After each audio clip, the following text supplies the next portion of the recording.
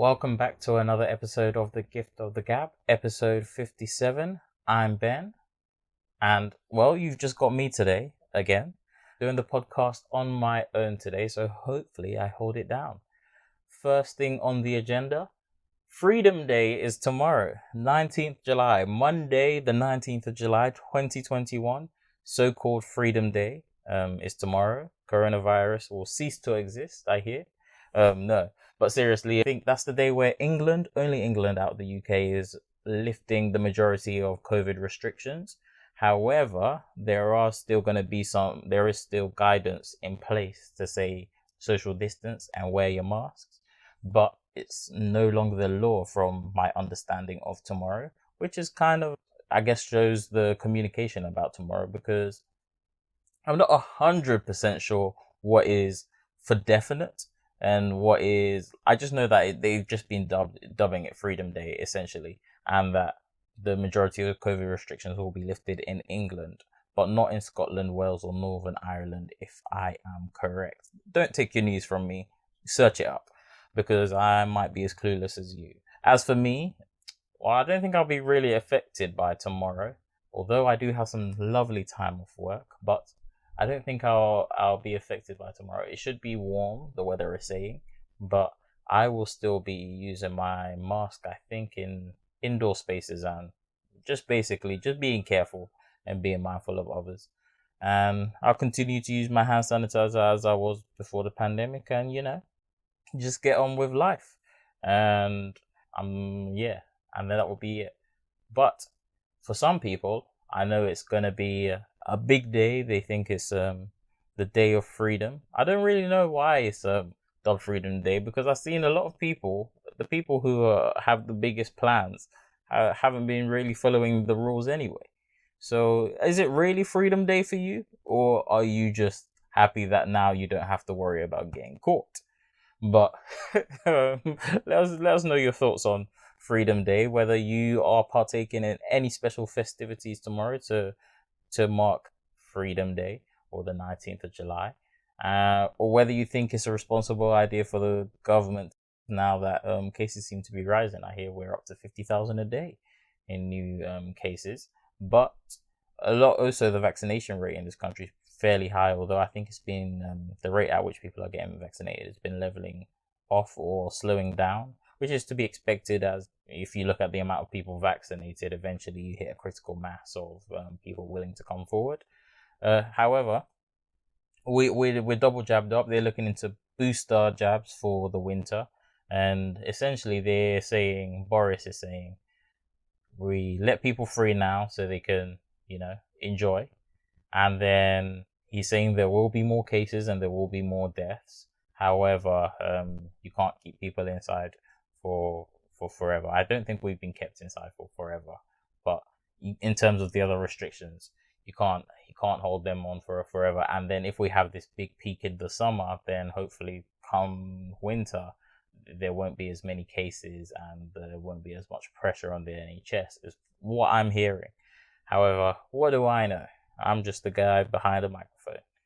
And Sajid Javid, the new health secretary, tested positive for COVID. He was double jabbed up as well, but he tested positive.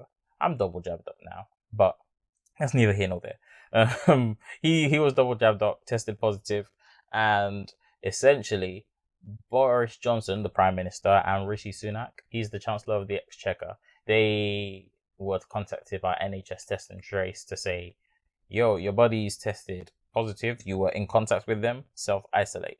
And they just so happened to announce me and Boris and I are part of the new pilot program, where we don't actually have to self-isolate. So we can continue living our lives as long as we take daily tests. And of course, there was backlash, because it was like you're giving one rule to yourself and another rule to different people. However, that rule applied to, I think, some other areas, like maybe TFL and Ministry of Defense. Don't quote me on that.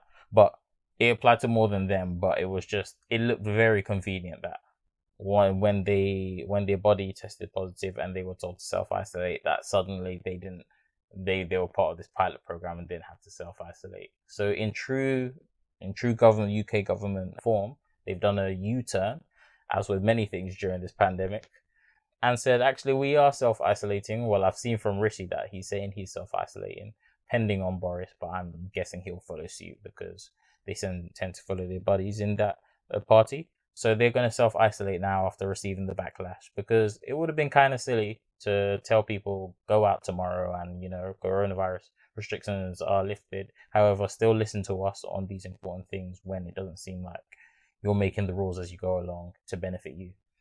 So that's what's been happening on the news in actual regards to coronavirus. Let us know if you will be going outside and if you've enjoyed any festivities. Well, I actually went outside. I went to Leicester Square yesterday.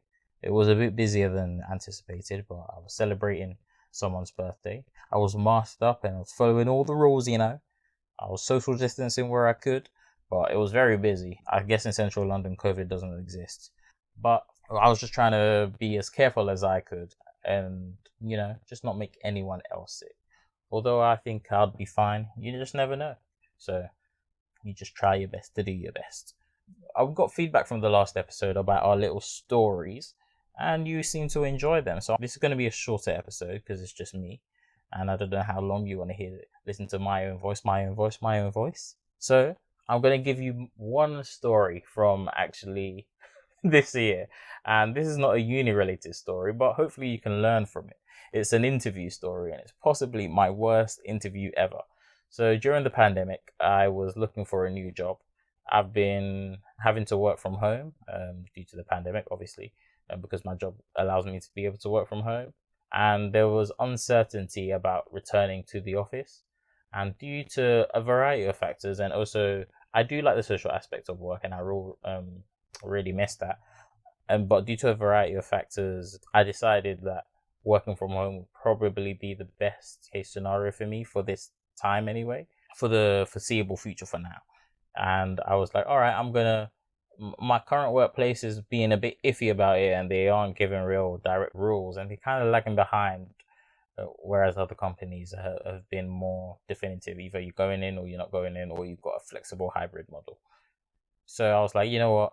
I need to find a new job. And also there were other things that at the work that I was just like, you know what? It's time to find a new role. So I began the search, which is much easier to do interviews remotely because you can do them during your lunchtime. You can do them after work.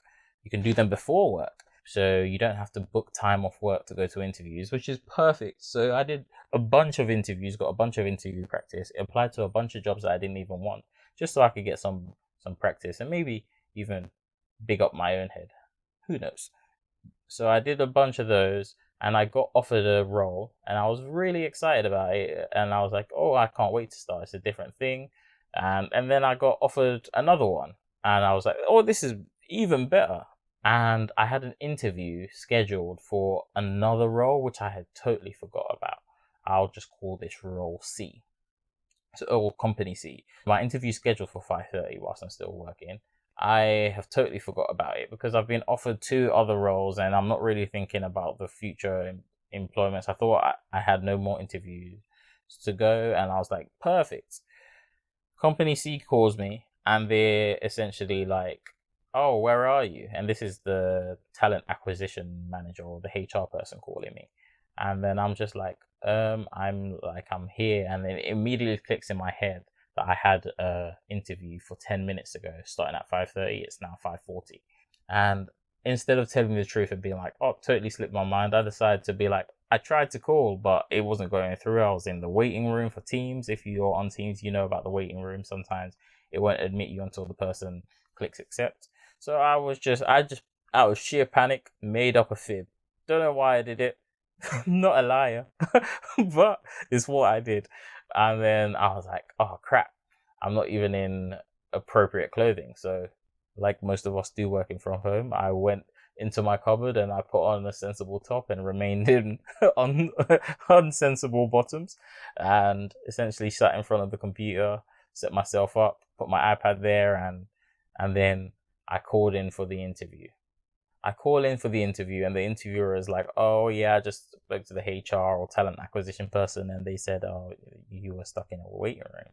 And then I was like, yeah, I was just trying to dial in, it just wasn't working. And she's like, "Oh, that's funny. I didn't really set a waiting room." And she said it in a way where she knew like I was fibbing. I was telling her porky, and I was just like, well, I was just trying to call. I don't know what to tell you, essentially. And I'm already thrown off from the get-go because I'm late, I'm unprepared, barely even know what company I'm interviewing for. And essentially, I'm like, all right, let me try and focus, get back in the game. Let me see what this job is saying. So she's going ahead, talking about the job, telling me about the role and things like that. And then she asks if I've got any questions.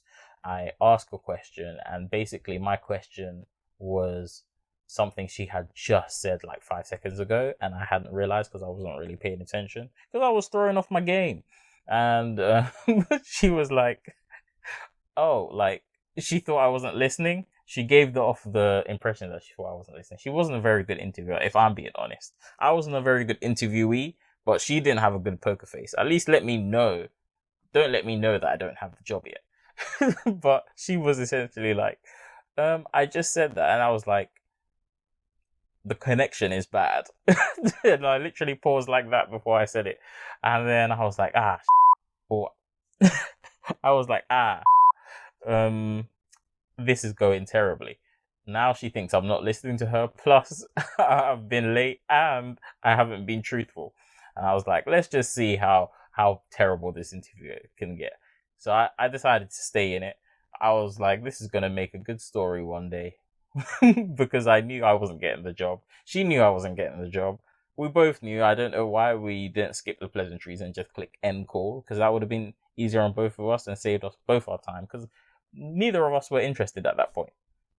So I continued through, powered through, pretended my connection was bad, asked her to repeat a couple of things just so I could solidify that point, and got to the end of the interview, and she was like, "Oh, thank you. Yeah, you'll hear back from us this then, if you're successful." And in my head, I was like, "Yeah, right. I'll hear back from you never."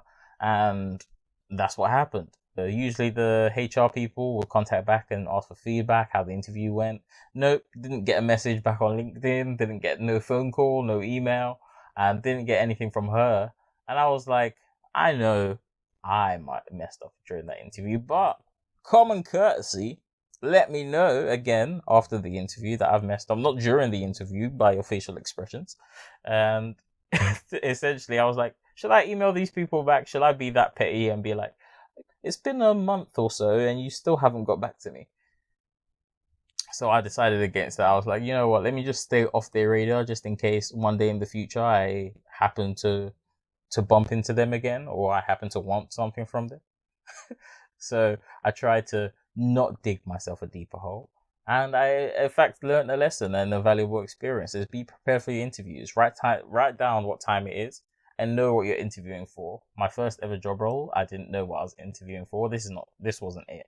But this was like when I was going to a company essentially selling windows. I didn't know that I was interviewing for a company selling windows and I'd be doing the door-to-door salesman. And I basically just turned up there. I didn't know what company I was turning up there for. But I ended up getting a free trial. That's neither here nor there. The main lesson from this was to always pay attention to what you've applied to and at least pretend to know about the company. You don't actually have to know. They just want you to show them that you're at least bothered to Google them. I don't see what the point of it, because if it's a new role, there's thousands of companies in the sector. Let's skip the pleasantries. It's not like we're just applying to you.